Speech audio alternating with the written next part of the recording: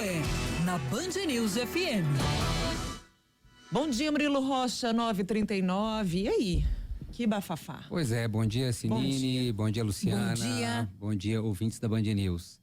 Vamos lá, né? Porque o criador do projeto, o senador Rodrigo Pacheco, e o presidente da Assembleia de Minas, Tadeu Martins, que foram os dois, vamos dizer, idealizadores dessa proposta que foi encaminhada ao ministro Haddad, depois ao presidente Lula e foi sancionada ontem, se mostraram satisfeitos com o resultado aí do Propag.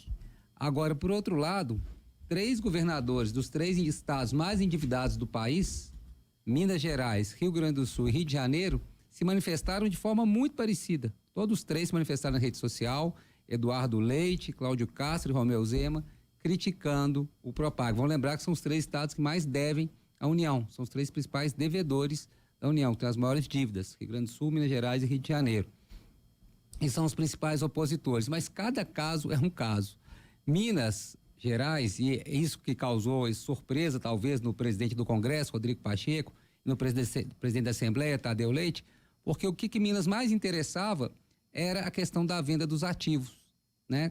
Copasa, das estatais, Copasa, Semig e Codenge para o governo federal repassar e abater na dívida. Isso não interessava outros estados que não têm esses ativos. Rio Grande do Sul, Rio de Janeiro não teriam como fazer isso porque já não tem esses ativos com esse valor. Então isso foi preservado aí no escopo do projeto.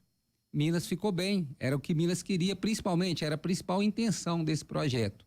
Mesmo assim, o governador Romeu Zema está falando em não aderir e continuar no regime de recuperação fiscal.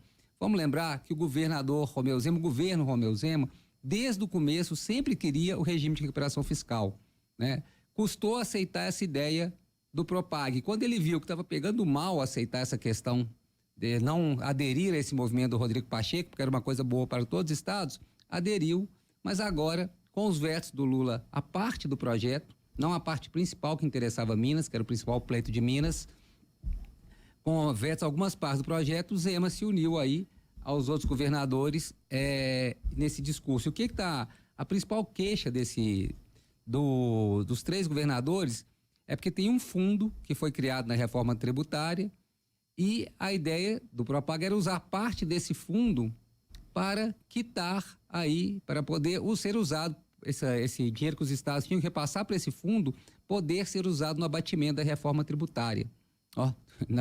Poder ser usado no abatimento da dívida dos estados com a União.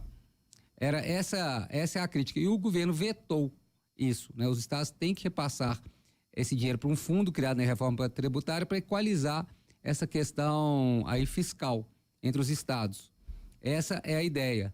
Só que essa parte, os governadores queriam que esse dinheiro repassado pelos estados fosse usado no abatimento do valor da dívida. Isso foi vetado pelo governo federal. Então, esse valor, quando fala 5 bilhões, que falou Eduardo Leite, falou Cláudio Castro, falou o Zema, é esse valor aí que eles estão criticando. Outra parte foi vetada para o governo, é que quem aderir ao Propag perde um benefício que hoje tem no regime de recuperação fiscal, que é o apoio do governo no pagamento de dívidas com instituições financeiras. Ou seja, esse é um benefício do regime de recuperação fiscal. Se migrar para o Propag, perde esse benefício. É outro ponto aí criticado pelos governadores. Mas, volto a falar, para Minas Gerais, o principal, pelo menos isso foi alegado durante todo o processo, era o poder usar os ativos do Estado como forma de abatimento de grande parte da dívida. Minas deve aí mais de 160 bilhões, poderia abater aí, vamos dizer, 40 bilhões, talvez, 50 bilhões, não se sabe, com a venda de Codenge e Codemig, desse valor, né? Então havia essa expectativa e essas estatais seriam federalizadas, né? Passariam para as mãos da União. Então é complexo, assim, os estados têm certa razão na chiadeira. Minas Gerais talvez desse é o que menos tenha razão, porque o projeto foi criado meio sob encomenda para Minas. Quando o Rodrigo Pacheco pensou esse projeto junto com o Tadeu Leite da Assembleia, era um projeto meio sob encomenda para Minas Gerais, que é dos poucos estados que tem esses ativos ainda para poder abater com o Estado. Mas o Zema acabou achando aí, junto com o argumento dos outros 2 governadores, para poder permanecer onde sempre ele quis estar, que é no regime de recuperação fiscal, que entre outras coisas prevê congelamento de salário de servidor, tal. Então, assim, ele nunca quis aderir a esse Propag. ele elogiou quando ele viu que a proposta estava ganhando força e ficaria mal Minas não aderir a esse discurso. Então, agora, com esses vetos, ele achou argumento político, inclusive, econômico e político, para poder falar que prefere ficar no regime de recuperação fiscal. Claro que ele tem que preocupar com as contas do Estado, tem que brigar por alguns pontos e, com certeza, eu já vi Eduardo Leite mobilizando a bancada do Rio Grande do Sul, tentando mobilizar a bancada do Rio Grande do Sul para poder derrubar o veto, pelo menos, dessa questão do fundo. Né? Porque agora que o presidente vetou essa questão, quando ele sancionou, ele vetou esses trechos, esses vetos vão agora para apreciação do Congresso.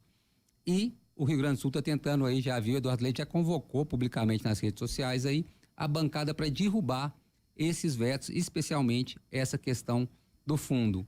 E no caso do Rio Grande do Sul, é porque o Rio Grande do Sul, como teve as enchentes, ele ficou aí, o governo deu uma isenção para ele ter que pagar a dívida durante 3 anos. Mas o Eduardo Leite está alegando que com essa questão de ter que contribuir para esse fundo, ele perde esse benefício, né? Com o Lula vetando essa questão de poder abater na dívida, ele vai ter que repassar dinheiro à União, descumprindo a promessa, em tese, que teria ganhado de não passar nenhum dinheiro para a União nos próximos 3 anos. Então, cada caso é um caso, mas eles se uniram juntamente aí com propósitos econômicos e políticos diferentes. E isso tem que ser claro, né? O Zema está brigando por uma coisa aqui, Eduardo Leite por outra coisa lá, não é uma coisa comum. E no Frigir dos Ovos, como eu disse, esse projeto, se for pensar, ele foi feito sob encomenda para Minas Gerais, né? Assim, ele agrada muito mais Minas Gerais que aos outros estados. Então, aí acho que o governador também tem que explicar melhor depois o porquê, né? Não está tão satisfeito. Claro, tem essa questão do fundo, tem essa questão dessas dívidas com instituições financeiras, mas tem que mostrar na conta, na matemática, né? Que não vale, que seria pior. Eu acho que isso que é importante para poder até convencer os deputados, a bancada mineira no Congresso, a derrubar ou não esses vetos. Porque o presidente do Congresso se mostrou muito satisfeito, Rodrigo Pacheco, né? O presidente da Assembleia que se mostrou satisfeito.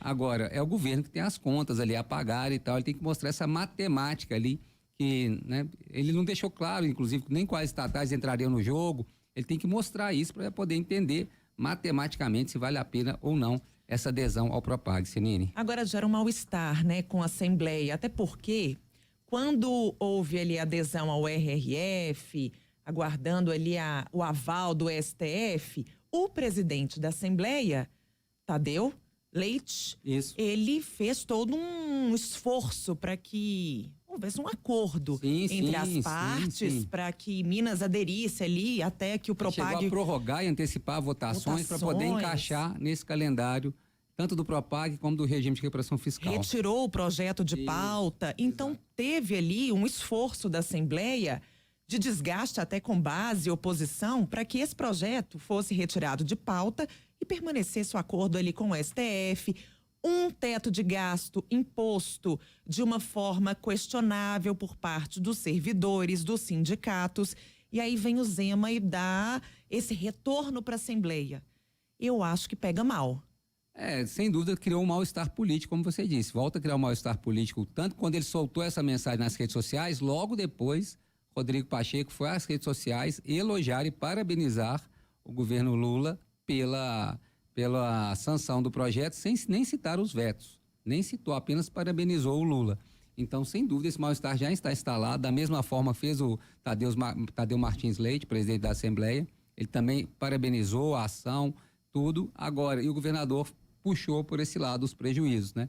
Então, um mal-estar, sem dúvida nenhuma, com essas duas lideranças. E no caso da Assembleia, é um poder aqui, né? É um poder que o Poder Executivo precisa do Poder Legislativo, né? Então, instalou esse mal-estar. Mas é um jogo aí econômico e político.